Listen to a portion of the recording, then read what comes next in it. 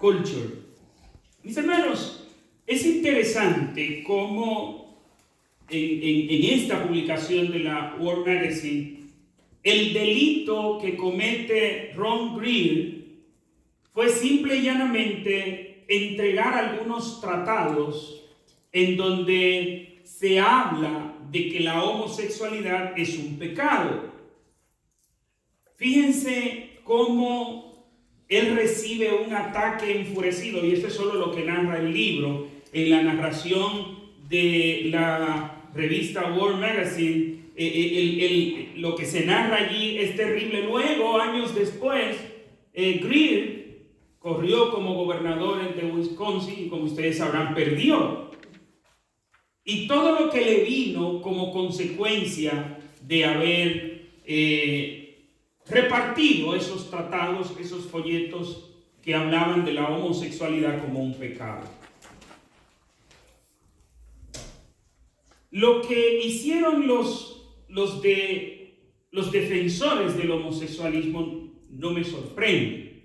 Lo que sí es sorprendente, aún para los periodistas que fueron a entrevistarlo, no lo entrevistaron por lo que le sucedió, porque eso sucede frecuentemente. Le entrevistaron por la calma, la amabilidad, la generosidad con que él a estos activistas que entraron e interrumpieron el culto, gritando obscenidades, tiraron preservativo en el altar, y él los invita a que por favor se queden en el culto. Y la respuesta que le da al periodista es una respuesta sumamente sorprendente. No puedo enojarme con ellos más que como me enojaría con un ciego que me pisa un pie. Es precisamente lo que el Señor nos manda a hacer en el pasaje de el Sermón del Monte que estamos analizando en el Evangelio según Mateo capítulo 5, a partir del versículo 43, que es donde estamos. Y hemos dicho de que los desafíos presentados allí de cómo debemos responder los discípulos de Cristo es un desafío bastante fuerte, son desafíos bastante grandes de cómo nosotros responder con amor el ataque de odio que podamos recibir de otras personas. No es tan fácil, no es tan sencillo. Sabemos que vivir esto es un gran desafío para crecimiento espiritual de todos los discípulos de Cristo. Ustedes recordarán, mis hermanos, que en el versículo 43 del capítulo 5 de Mateo, donde nos quedamos el domingo pasado, cuando Jesús dice: oísteis que fue dicho, amarás a tu prójimo y aborrecerás a tu enemigo. Ya analizamos de que la primera parte de este versículo 43 sí está en las Escrituras, donde manda a amar al prójimo. Pero la segunda parte, cuando dice y aborrecerás a tu enemigo, es una adicción que le ponen, es añadida a esta parte que le ponen los rabinos judíos y es predicado por los escribas y fariseos. Dios manda en el Antiguo Testamento: amarás a tu prójimo. Y en varios pasajes se enseña del amor al prójimo. Como vimos en el capítulo 19 de Levítico, desde el versículo 9 hasta el versículo 18. Y es precisamente en el versículo 18 donde aparece esta porción de amarás a tu prójimo. Dice: no te vengarás ni guardarás rencor a los hijos de tu pueblo, sino amarás a tu prójimo como a ti mismo, yo Jehová. Luego también en Éxodo capítulo 23 versículos 1 al 9, pero el énfasis de los versículos 4 y 5 que dicen: si encuentras el buey de tu enemigo o su asno extraviado, regresarás a llevárselo. Si ves el asno del que te aborrece caído debajo de su carga, ¿lo dejarás sin ayuda? Antes bien le ayudarás a levantar. Ese Antiguo Testamento donde Dios establece el amor al prójimo, no solamente a los del pueblo de Israel. En otros pasajes, la misma palabra que se usa para prójimo también se usa para los extranjeros. Es en el Antiguo Testamento que Dios establece precisamente de que usted debe vencer con el bien el mal. Son muchos los que dicen que aquí en el Sermón del Monte Jesús le añade a las enseñanzas del Antiguo Testamento. Jesús le da una dimensión más amplia a las enseñanzas del Antiguo Testamento, pero no, lo único que hace Jesús en el Sermón del Monte es darle la correcta interpretación, darle el verdadero enfoque que debería tener siempre, porque es en el Antiguo Testamento donde el Señor dice: si encuentras el buey de tu enemigo o su asno extraviado, regresa a llevárselo. Este no es un mandamiento del Nuevo Testamento. ¿Por qué? Porque lo mismo que Dios enseñó en el Antiguo Testamento es lo mismo que enseña en el Nuevo Testamento.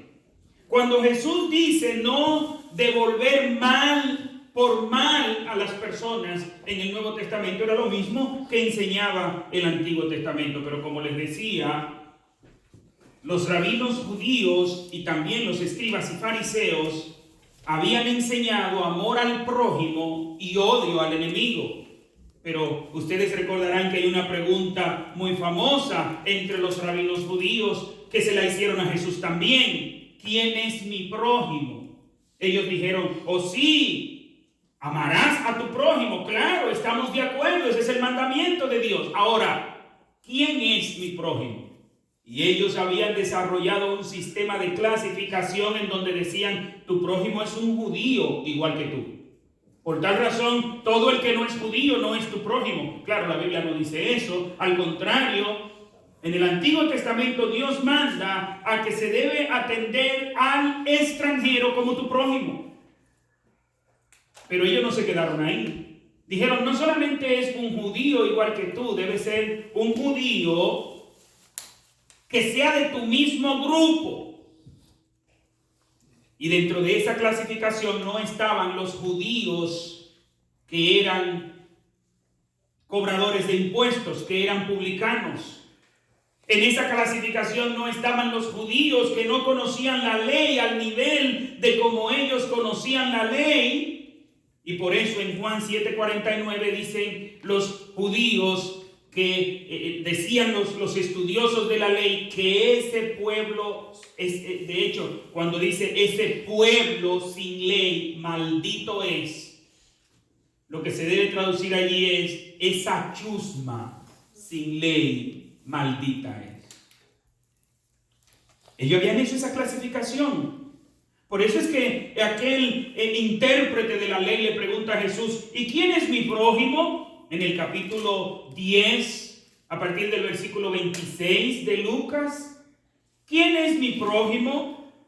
Ustedes recordarán que leímos la primera parte de esta narración de Lucas el domingo pasado. Y me gustaría volver a leer esa primera parte y la segunda parte, y dice de la siguiente manera: un intérprete de la ley se levantó y dijo para probarlo: maestro, ¿haciendo qué cosa heredaré la vida eterna? Él le dijo: ¿qué está escrito en la ley? ¿Cómo lees? Aquel respondiendo dijo: amarás al Señor tu Dios con todo tu corazón, con toda tu alma, con todas tus fuerzas y con toda tu mente, y a tu prójimo como a ti mismo. Le dijo Jesús: bien has respondido, haz esto y vivirás. Pero él, queriendo justificarse a sí mismo, dijo a Jesús: ¿y quién es mi prójimo? ¿Cómo le responde Jesús a esta pregunta? Respondiendo Jesús dijo: un hombre que descendía de Jerusalén a Jericó, y se entiende que este hombre era un judío, cayó en manos de ladrones, los cuales lo despojaron, lo hirieron y se fueron dejándolo medio muerto. Aconteció que descendió un sacerdote por aquel camino y al verlo pasó de largo.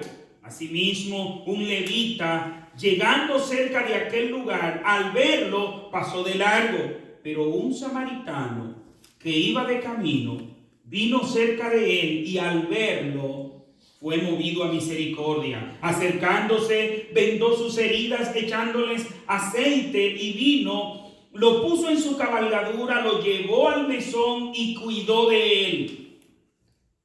Otro día, al partir, sacó 2 denarios, los dio al mesonero y le dijo: cuídamelo, y todo lo que gastes de más, yo te lo pagaré cuando regrese.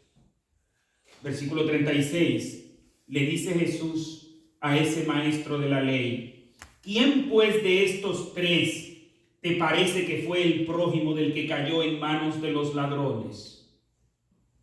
Le respondió el intérprete de la ley: el que usó de misericordia con él. Fíjense que ni siquiera le dijo el samaritano, porque había un odio tan fuerte en contra de los samaritanos. Los samaritanos eran descendientes de Israel también. Pero había un odio tan fuerte a los samaritanos que este intérprete de la ley no ensució su boca diciendo la palabra samaritano. ¿Y qué dice? El que usó de misericordia con él. Entonces Jesús le dijo: ve y haz tú lo mismo. Jesús, con esa enseñanza, lo que le dijo fue: no te preocupes en saber quién es tu prójimo. Ocúpate más en ser tú el prójimo de los demás. No te preocupes tanto en determinar quién es tu prójimo. Ocúpate tú en ser prójimo de los demás. Por eso, mis hermanos, habían entretejido todas estas leyes. Habían entretejido todo este sistema. ¿Para qué? Para amar a tu prójimo, pero al prójimo que tú decides amar, y odiar a tu enemigo. Y a todo aquel sistema, ¿qué le responde Jesús? Versículo 44 del capítulo 5 de Mateo: pero yo os digo, amad a vuestros enemigos, bendecid a los que os maldicen, haced bien a los que os odian y orad por los que os ultrajan y os persiguen. Oh, tremendo desafío en ese solo versículo, mis hermanos. Tremendo desafío. Y si nosotros nos aproximamos a este mandamiento del Señor con el debido respeto que debemos aproximarnos, en primer lugar mirando nuestra condición, nos daremos cuenta que el traje nos queda muy grande. Nos daremos cuenta que el desafío es sumamente grande. Nos enteraremos de hecho de que nosotros fácilmente estamos en la misma posición de los escribas y los fariseos. ¿Cómo? Amando a nuestro prójimo, a nuestros amigos, y odiando a nuestros enemigos. Al ser expuestos a este mandamiento del Señor, a esta enseñanza del Señor, que no es nueva. No es que Jesús está diciendo algo nuevo aquí en esta porción. Lo que está es recordando lo que ya Dios había establecido en la ley de Moisés. Y así como aquellas enseñanzas se les presentaban a los que estaban en aquel lugar en ese entonces, se les presentaban como un desafío inmenso, así también a nosotros. ¿Sabe por qué? Porque el corazón humano es el mismo, no importa la nación, no importan las edades, no importan los tiempos. Es el mismo corazón humano. Amamos a los que nos aman. Yo recuerdo en Dominicana escuchar en varias ocasiones, aún dentro de la iglesia: el que me busca me encuentra. No quiere decir que era fácil de llegar a su casa, no quiere decir que su dirección era fácil de llegar. escuchar la expresión: el que es gente conmigo, soy gente con él; el que es un perro conmigo, soy un perro con él. Ahora, no vayan ustedes a creer que yo creo que eso solo lo creen los dominicanos. No, es la misma realidad humana. Pero yo os digo: amad a vuestros enemigos. Que en nuestros corazones solo haya espacio para el amor. Que en nuestros corazones solo se cultive el amor. Que todo el terreno de nuestro corazón totalmente esté sembrado de amor, y que solo cosechemos amor, que no le demos lugar a nadie de venir a sembrar odio en nuestros corazones. ¿Sabe por qué? Porque el odio es una mala hierba. ¿Y qué pasa con las malas hierbas? Ni siquiera hay que sembrarla. Lo único que usted tiene que hacer para que en un terreno crezca mala hierba es usted dejarlo limpio. Lo dejó limpio, dele tiempo, que en pocos días está lleno de mala hierba. Para que en un terreno no nazca la mala hierba, usted tiene que tenerlo sembrado de buena semilla. Y he aquí la buena semilla, la palabra de Dios. De lo contrario, mis hermanos, nos vamos a dar cuenta qué fácil, qué sencillo es, no para nuestros enemigos, aún para nuestros amigos, sembrar odio en nuestros corazones. ¿O usted me va a decir a mí que usted nunca ha sufrido la traición de un amigo? ¿Usted me va a decir a mí que nunca un amigo suyo no lo ha ofendido? ¿Usted me va a decir a mí que nunca usted ha sufrido a consecuencia de un amigo?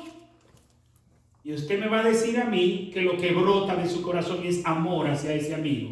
No. No tienes que explicarme qué ha pasado contigo, porque sé muy bien lo que pasa, porque ya a mí me pasó. Sé lo que se da en esas condiciones, porque a mí me sucede igual. Y tenemos que con esfuerzo arrancar esa mala hierba, arrancar ese dolor, arrancar ese odio, arrancar cualquier deseo de venganza. Pero no solo es arrancar, hay que sembrar. Porque si arrancamos la mala hierba y no sembramos nada, nuevamente nace esa mala hierba. No, yo no tengo ningún problema con esa persona, pero no lo trato. Trátelo y venza con el bien el mal. Ya yo no tengo ningún problema, pero él está en su sitio y yo en el mío. No, eso no es lo que dice Jesús. ¿Qué dice Jesús? Bendecid a los que os maldicen. Aquel te está dando maldiciones. Pero Jesús dice: dale bendición. Jesús dice: solo cultiva amor en tu corazón. Que sea tanto el amor en nuestros corazones que abunde, que se derrame. Y que lo único que tú tengas para darle a todo el mundo sea amor, aún para aquellos que te maltratan. Dice el doctor Martin Lloyd-Jones en su libro acerca del Sermón del Monte, refiriéndose a esta porción de la Biblia, dice: una de las cosas más trágicas en nuestra vida es que la gobiernan otras personas. Déjeme repetírselo. Una de las cosas más trágicas en nuestra vida es que la gobiernan otras personas y lo que ellos hacen y dicen acerca de nosotros. Pensemos en los pensamientos crueles y duros que nos han venido a la cabeza. ¿Qué los produce? Otra persona. Mucho de lo que pensamos y hacemos depende de los demás. Es una de las cosas que hace que la vida sea tan infeliz. Vemos a una persona determinada y nos alteramos. Si no la hubiéramos visto, no nos habríamos sentido así. Otras personas controlan nuestra vida. Ahora bien, nos dice Cristo, hay que salir de esa situación. Vuestro amor ha de llegar a ser tal que ya no os gobierne lo que otros dicen. Vuestra vida la debe gobernar un principio nuevo dentro de vosotros, un principio nuevo que se llama amor. Recuerdo en la clase del seminario del viernes pasado, le decía a mis estudiantes, analizábamos un caso que yo tuve como psicólogo.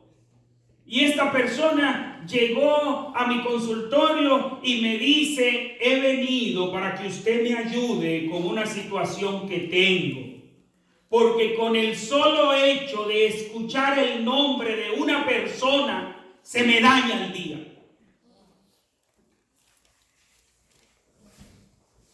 Y yo le respondí, wow, ¿cuánto poder tiene esa persona sobre ti?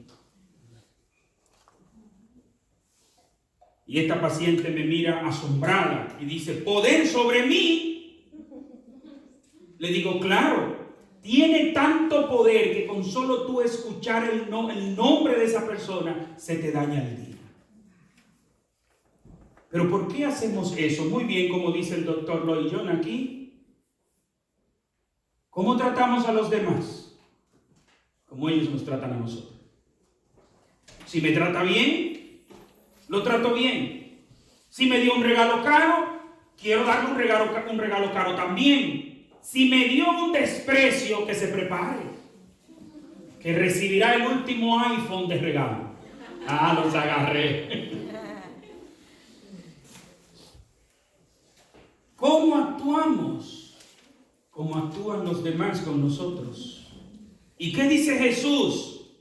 No. Tu principio para actuar no debe ser como actúan los demás contigo. Tu principio para actuar, no te fijes en los demás. Como vamos a ver en los próximos versículos, fíjate en tu Padre Celestial. No imites lo que otro hace contigo. Imita a tu Padre Celestial. Y por eso Jesús dice, bendecid a los que os maldicen. Es lo mismo que ha estado enseñando, pero ahora en manera positiva. En la porción anterior, cuando dice que pongas la otra mejilla, cuando dices que vayas la milla extra, cuando dice que entregues también la capa. ¿Qué está diciendo ahora? Bendice a los que te odian. Pero bendícelo de corazón. Porque usted le puede decir muy claramente, Dios te bendiga. No. Dios te bendiga. Y que te bendiga de verdad. Que te dé la mejor de todas las bendiciones. Que tú te arrepientas de tus pecados. Que puedas alcanzar la salvación. Haciendo eso, vamos en contra de nuestra naturaleza pecaminosa. Porque nuestra naturaleza pecaminosa, lo que dicen es que al que te maldiga, maldígalo tú también. Que el que te dice barriga verde, dile pata polvosa, come a veces, pide chele, vive lejos, y por ahí sigue. Esa es nuestra naturaleza pecaminosa. El que me insulta, me insulto. Pero Jesús dice, no, al que te insulta, bendícelo. Me contaba el pastor Juan Carlos Suero en estos días de que en una ocasión alguien lo golpea por detrás, él va conduciendo, golpea su vehículo. Y ese hombre que lo golpeó sale de su vehículo como una fiera. Y en pocos minutos le dice todos los insultos que pudo tirar en pocos minutos. Y el pastor Juan Carlos lo que le responde es, ¿te sientes bien? ¿Estás bien? ¿No te pasó nada? Dice que ese hombre quedó aturdido, que no encontraba ni qué responder. Bajó la cabeza, se montó en su vehículo y se fue. No encontró ni qué responder. Cuando él le dice, ¿te sientes bien? ¿Te pasó algo? Si no te pasó nada, todo lo demás se puede resolver. Pero ¿qué hacemos nosotros, mis hermanos, en la mayoría de los casos? Al que me insulta, si yo no lo insulto, por lo menos no lo bendigo. Jesús no dice que hagamos eso. Jesús no dice, al que te insulte, quédate callado y no le diga nada. No, bendícelo. Da de lo que tú tienes. El insulto que él viene a darte es porque está imitando a su padre, el diablo. No imite al papá de él. Imita a tu papá, dice Jesús. ¿Y qué sigue diciendo? Haced bien a los que os odian. Sigo en el versículo 44. Haced bien a los que os odian. Mis hermanos, la inclinación natural nuestra es que el que me odia, yo si no le hago un mal, se lo deseo. Quizás no se lo hago, pero se lo deseo. Y usted puede decir, bueno, yo no se lo deseo, pero cuando se entera de que le está yendo mal, si no se muere de la risa carcajada, por lo menos tiene su musiquita por dentro. ¿No es así? Usted sabe que yo no estoy hablando, para esto no hay que hacer mucha teología, interpretación del griego, no. ¿Sabe por qué? Porque esto lo conocemos muy bien. Aquí estamos hablando de nosotros, aquí yo estoy hablando de mí. Ustedes no se imaginan, mis hermanos, cómo me ha confrontado todo esto.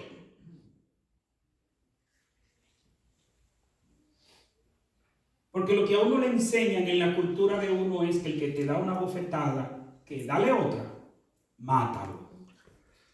Que no lo cuente, cuéntalo tú. Eso es lo que nos enseñan en nuestras culturas. Que el que te hace un daño, dale el doble. Pero no te quede ahí. Trata de que sea el triple, pero no solo para él y toda su familia.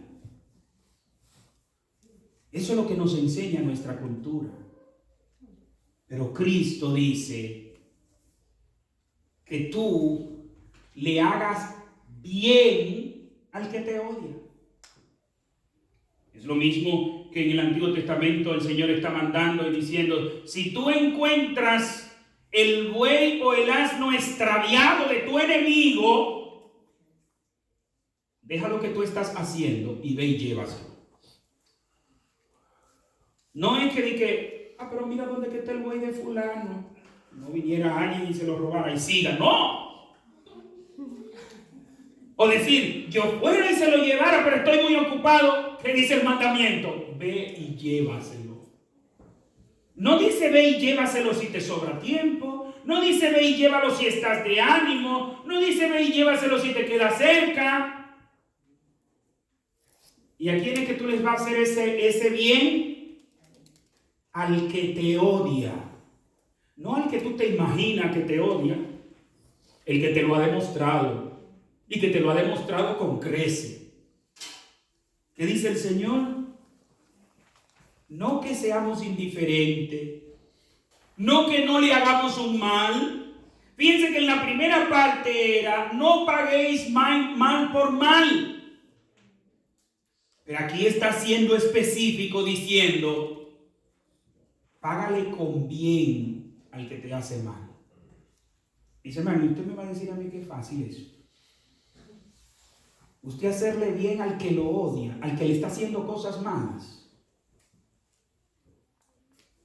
No es fácil, pero ¿sabe cuándo no es fácil? Cuando miramos a esa persona, pero cuando miramos a nuestro Padre y Dios dice, imítame a mí, no lo imites a Él. En Lucas 6:33, en la narración paralela de este pasaje, dice, y si hacéis bien a los que os hacen bien, ¿qué méritos tenéis? también los pecadores hacen lo mismo. ¿Se dan cuenta? Si hacemos el bien a los que nos hacen el bien, también los pecadores hacen lo mismo. Y cuando en este pasaje Jesús dice también los pecadores hacen lo mismo, está diciendo esas personas de malas calañas, los gangueros, los de carteles, las personas perversas, ellos le hacen bien a los que le hacen bien. ¿Usted ha visto lo unidos que son los gangueros? ¿Cuál es la advertencia? Mira, deja eso así porque ese muchacho está en una ganga. Si tú le haces algo, te está buscando un tremendo problema. Los narcotraficantes que pertenecen a un cartel, ellos son muy solidarios. ¿A ustedes se les ha olvidado lo que pasó cuando agarraron al hijo del Chapo? Toda una nación. ¿Por qué? Porque había uno de los de ellos agarrado. Y se le importaba matar a todo el que hubiera que matar. Entonces, si hasta los perversos son buenos con los que son buenos con ellos, dice el Señor, ¿cuál es el mérito? Si tú haces lo mismo como cristiano, siendo bueno con el que es bueno contigo, ¿cuál es el mérito? Y sigue diciendo en el versículo 44 del capítulo 5, y orad por los que os ultrajan y os persiguen. Tú no puedes decir que alguien te ultrajó porque tú te sospechas que quizás te pueda hacer algo. No. Si te ultrajó es porque hay evidencias de ese daño grande que te ha hecho. ¿Y qué dice el Señor? Ora por ellos, pero no para que se les parte el pescuezo, tampoco, no es eso.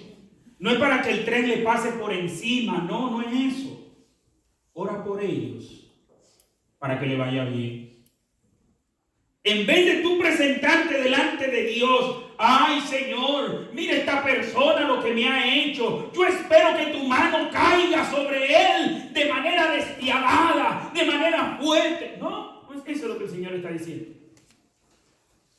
Es que tú puedas imitar a Cristo, que clavado en la cruz dijo, Padre, perdónalo, porque no saben lo que hacen. ¿Recuerdan la narración, el incidente de la introducción? ¿Qué dice el pastor Greer? No puedo enojarme con ellos más de lo que me enojaría con un ciego que me pisa un pie. ¿Usted se imagina que un ciego le pisa un pie a una persona y esa persona le responde una balsa de grosería y cosas? Todo el mundo le cae encima. Pero tú no estás viendo que ese hombre es ciego. ¿Y qué dice Greer? Precisamente lo que están haciendo, lo están haciendo porque no saben. Oigan, si nosotros nos recordáramos de eso, cuando el impío actúa impíamente contra nosotros, miren, conducir en dominicano es un desafío. Y los que lo han hecho saben que no estoy exagerando.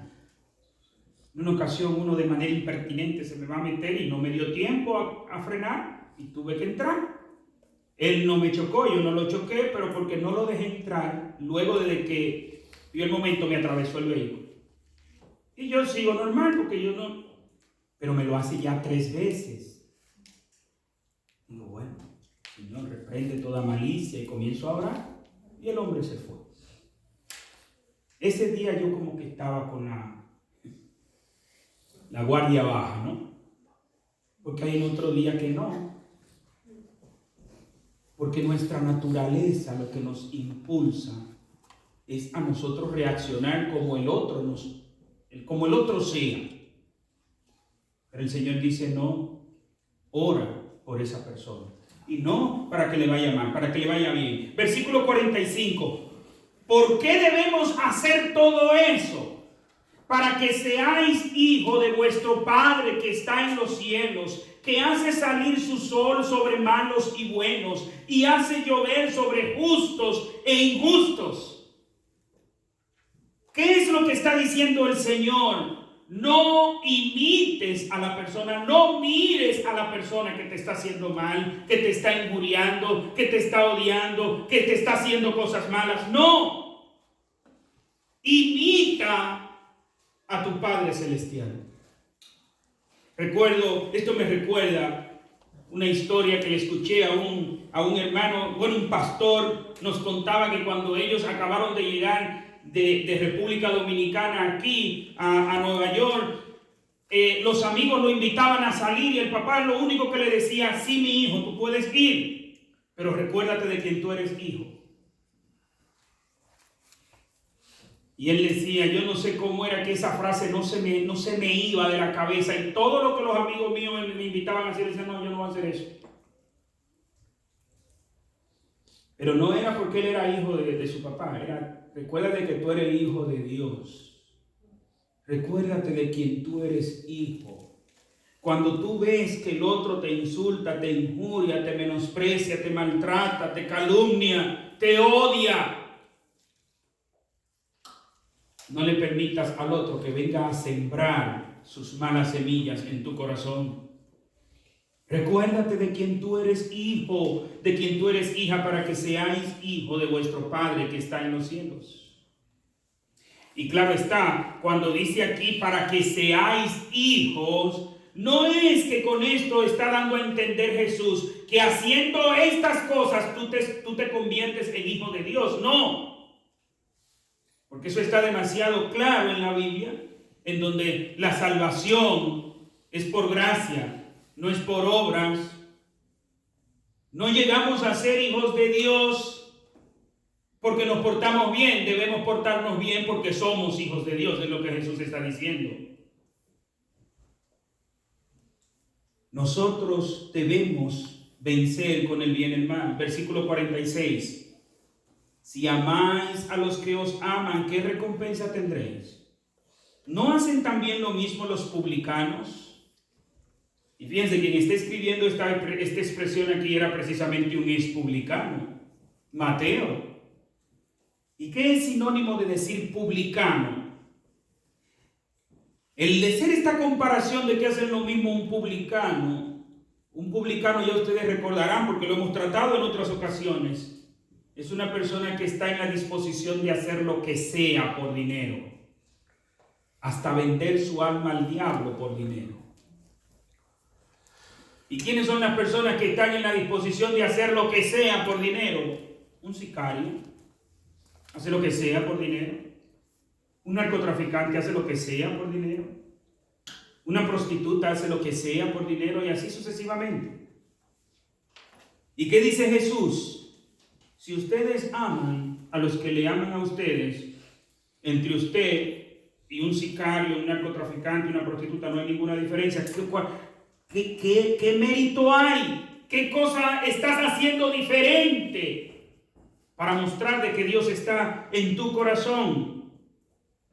Versículo 47. Y si saludáis a vuestros hermanos solamente, ¿qué hacéis de más? ¿No hacen también así los gentiles?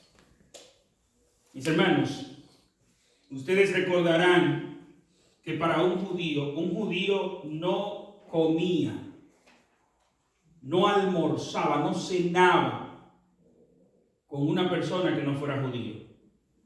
Con un gentil, entrar a la casa de un gentil y comer con un gentil. ¿Ustedes recuerdan aquella ocasión de Pedro, que aunque Dios le dice no llames inmundo a lo que yo he limpiado, él llega y la manera de presentarse ante este centurión romano es diciendo: ustedes saben muy bien que a nosotros nos da asco visitar entrar a una casa que no sea de un judío. ¿Qué quiere decir eso? Ustedes nos dan asco a nosotros. Eso es lo que significa la palabra abominación. ¿Y qué dice Jesús? Que si usted solo saluda a aquellos que lo saludan a usted, si usted solo saluda a sus hermanos, mis hermanos, y es interesante que somos tan malos seguidores de Cristo, somos tan malos estudiantes del Maestro Jesús, que usted va a encontrar en muchos grupos. Yo no sé si a usted le ha pasado que usted está en un lugar y llega alguien y dice, Dios te bendiga, Dios te bendiga, Dios te bendiga, saludo. ¿No le ha pasado? Sobre todo a las hermanas les pasa mucho eso. Cuando están en un grupo donde las que se maquillan no son de Dios, saludan a todas las otras hermanas, Dios te bendiga, Dios te bendiga, sierva de Dios, Dios te bendiga, hermana, Dios te bendiga, saludo. Mire, dígale Dios le bendiga hasta los impíos. Hoy no es eso lo que nos está mandando Jesús aquí. Bendice, que tú seas una fuente de bendición. No solamente salude, Dios te bendiga. Si usted llega a un sitio y hay cristianos y no cristianos, o dígale Dios te bendiga a todos, o dígale saludo a todos.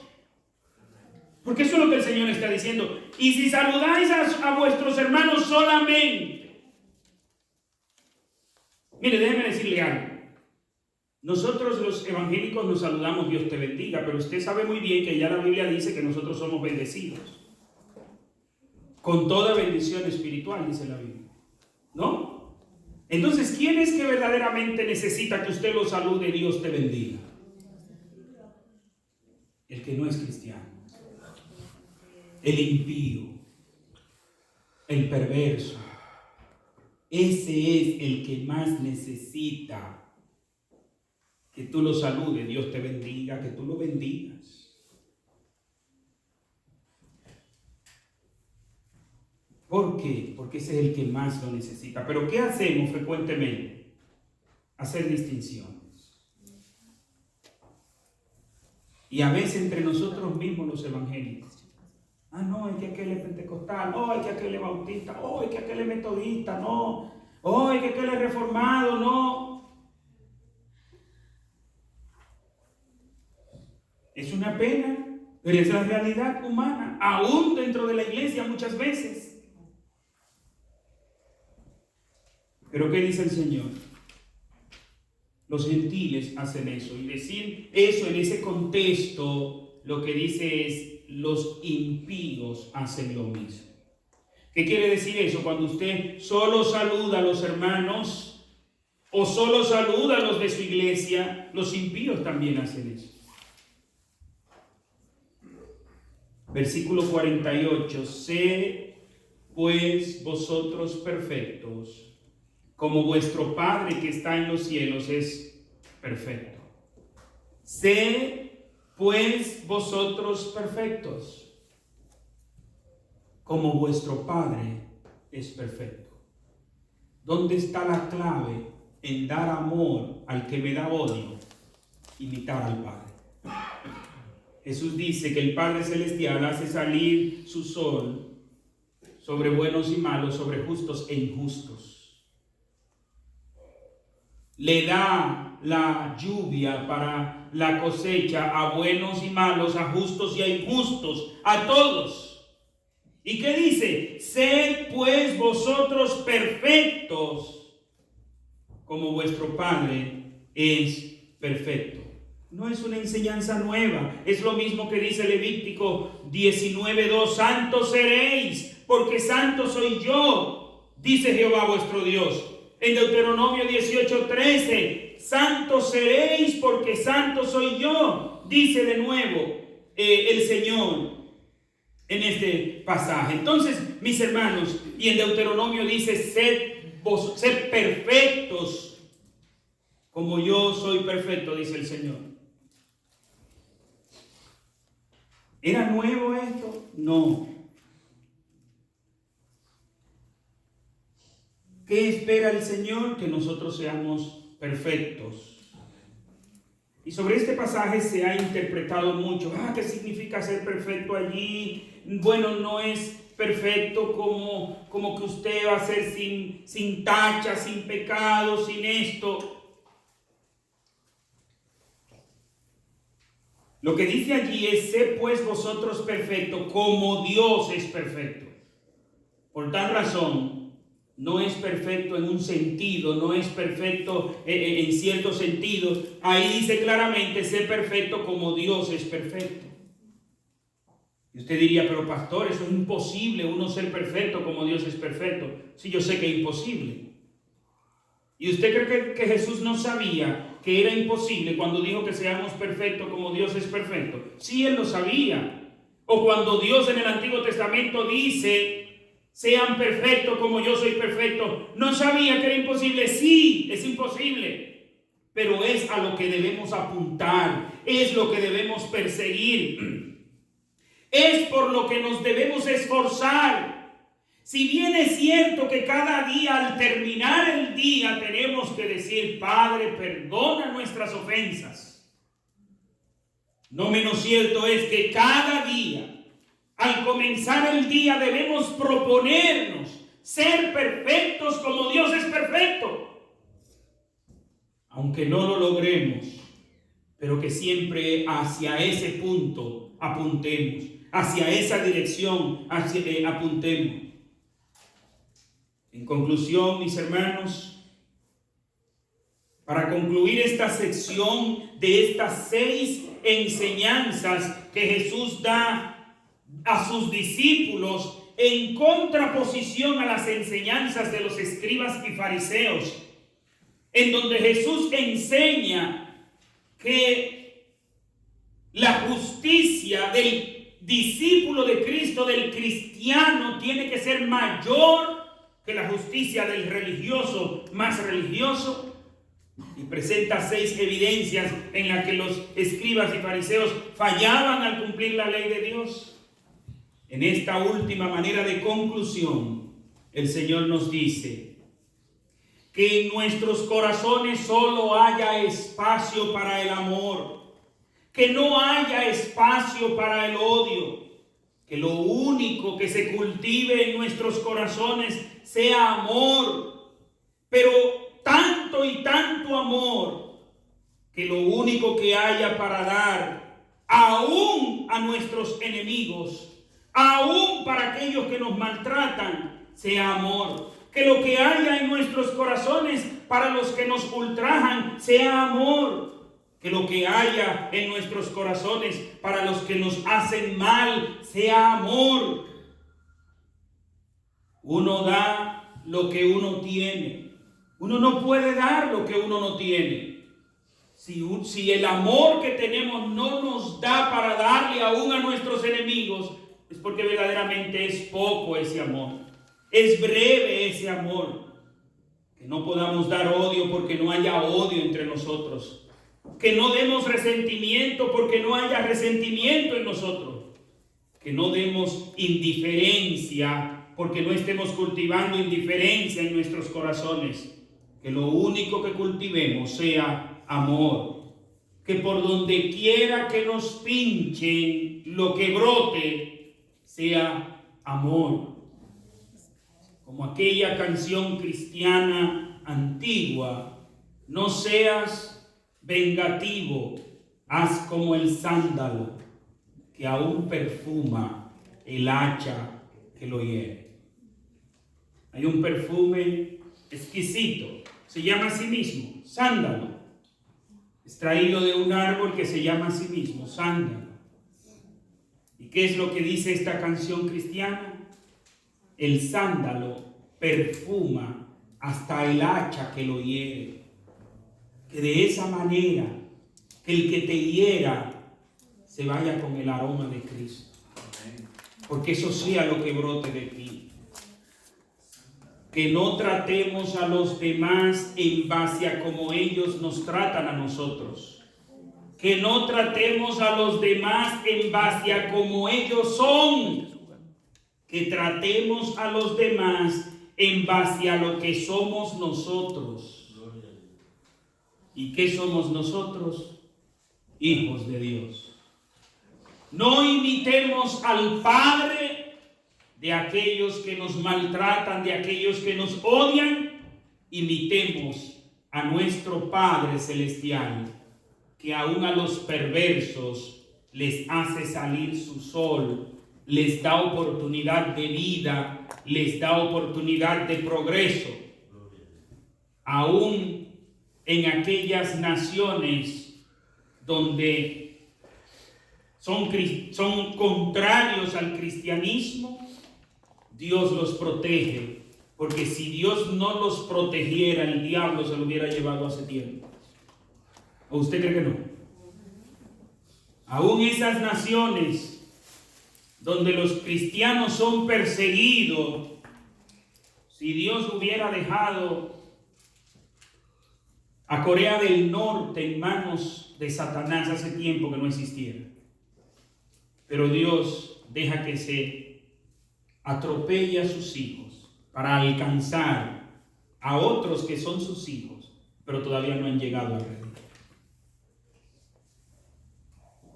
Mis hermanos, yo sé que no es fácil,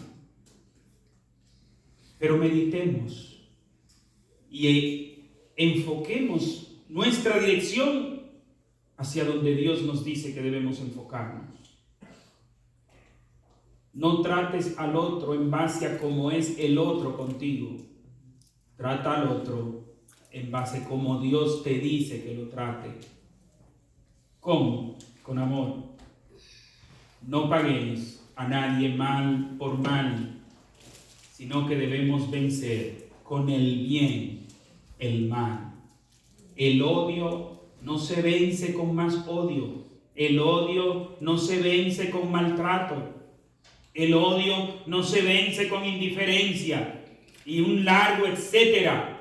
Hay un solo antídoto contra el odio. Es el amor.